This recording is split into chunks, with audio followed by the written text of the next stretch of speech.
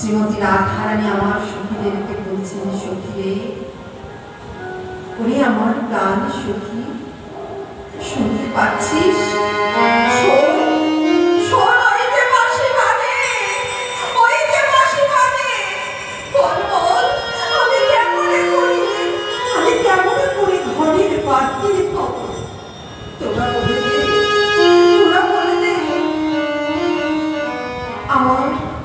আমার গোবিন্দ যে আমাকে ডাকছে, আমি কেমন করে ঘরের বাহির হব? আমি কেমন করে বাহির হব? আমি যদি গোবিন্দের সাথে দেখা নাই করতে পারলাম, তাহলে আমার এই প্রাণ থেকে আমার কোনো দরকার নেই এই প্রাণে। তাই কি বলছেন?